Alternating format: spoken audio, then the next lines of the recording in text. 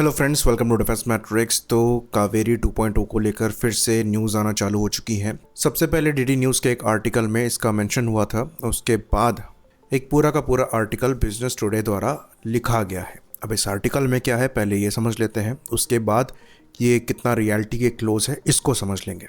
तो आर्टिकल में कहा गया है कि इंडियन इंजीनियर्स 90 किलो न्यूटन के इंजन पर काम कर रहे हैं, जो कि तेजस प्लेटफॉर्म से F404 इंजन को मिड लाइफ अपग्रेड में रिप्लेस करेंगे।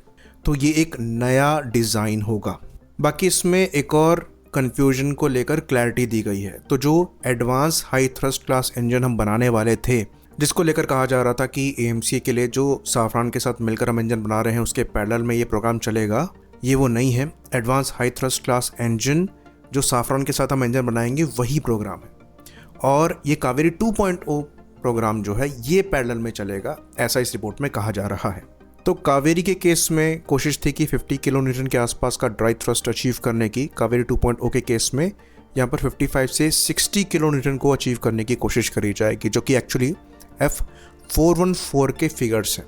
और मैक्स थ्रस्ट जो है ये 90 से 100 किलो न्यूटन तक होगा। तो कहा जा रहा है कि जो परफॉर्मेंस है ये F404 को मैच करने की कोशिश करेगी, लेकिन ये उससे काफ़ी ज़्यादा सरपास कर रही है और F414 की कैटेगरी में आ रही है।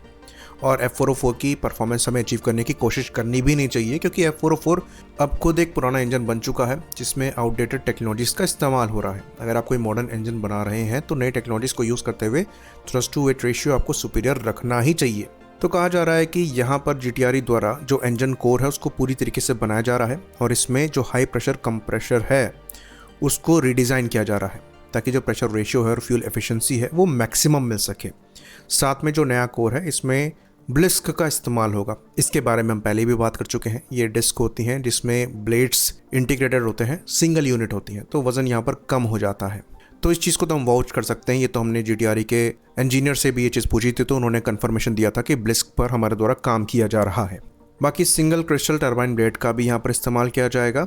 इवन हम ये भी कहेंगे कि आमका के प्रोग्राम से CMC टेक्नोलॉजी का भी यहाँ पर इस्तेमाल किया जाना चाहिए, ताकि फर्दर यहाँ पर आप थ्रस्ट नंबर्स को बढ़ा पाए वेट को कम रखते हुए। खैर, उसका मेंशन इस रिपोर्ट में नहीं है, पर आमका के इंजन में आपको CMC टेक्नोलॉजी मिलेगी। CMC यानी कि सिरेमिक मैट्रिक्स कंपोजिट। मैट्रिक्स वाली चीज़ें अच्छी होती हैं। एनीवेज, यहाँ पर जो थ्रस्ट नंबर है जो कि मैक्सिमम है ये 90 किलो न्यूटन क्रॉस करेगा, और ये ओरिजिनली गोल था कावेरी इंजन के साथ अचीव करने के लिए।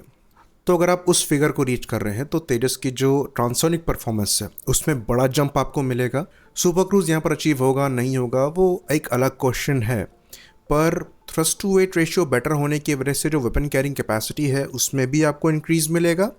साथ में जो दूसरी फिजिकल परफॉर्मेंस है जिसमें जो क्लाइंब रेट है, एक्सेलरेशन है, उसमें भी आपको बड़ा बूस्ट मिलेगा। तो ये एक लॉजिकल पाथ है। अगर आप अमेरिका से इंजन इंपोर्ट करके ला रहे हैं और उनको आप इंडिया में मैन्युफैक्चर नहीं कर रहे हैं, जो कि F404 के केस में नहीं है, तो बहुत ज़रूरी है कि आप इनको एक ऐसे इंजन से फ्यूचर में रिप्लेस करें जो कि आप लोकली बना रहे हों, ताकि इन प्लेटफॉर्म को लेकर आप डिपेंडेंट ना रहे अमेरिका पर, क्योंकि ये प्लेटफॉर्म कम से कम आपको 40 से 50 साल ऑपरेट करने हैं। तो तब जियोपॉलिटिकली आप किस सिचुएशन में होंगे, US सपोर्ट करेगा नहीं करेगा, इसको दिमाग में रखते हुए आपको अपने डोमेस्टिक फाइटर से कम अमेरिकन डिपेंडेंसी ख़त्म करनी है। तो ये प्रोग्राम मस्ट हैव है, और अभी के एक्सपीरियंस के बाद जहाँ पर अमेरिका की साइड से इंजन डिलीवरी में डिले आ रही है, ये प्रोग्राम हमें बिल्कुल परस्यू करना चाहिए। साथ ही साथ फ्यूचर में हमें CCS डेवलप करने हैं, यानी कि कोलैबोरेटिव कॉम्बैट एयरक्राफ्ट डेवलप करने हैं, जो कि अनमैन्ड प्लेटफॉर्म्स होंगे और मीडियम से हैवी कैटेगरी के होंगे। तो उनके लिए भी आपको इंजन्स चाहिए। तो इस प्रोग्राम से मल्टीपल फील्ड्स ओपन हो जाती हैं। इवन जो आपका पुराना कावेरी इंजन है उसका इंजन आप घातक प्रोग्राम में यूज़ कर रहे हैं। इवन फ्यूचर में आप उनमें से जो करंट KDE इंजन्स होंगे उसको रिप्लेस कर पाएंगे इस नए कावेरी इंजन से। तो ये बहुत अच्छी न्यूज़ है। और हम क्या सोचते हैं इस आर्टिकल के बारे में, तो जितना डिटेल्ड ये आर्टिकल है और जिस एक्यूरेसी के साथ ये लिखा गया है, इसको देखते हुए लगता है कि ये एक्यूरेट है।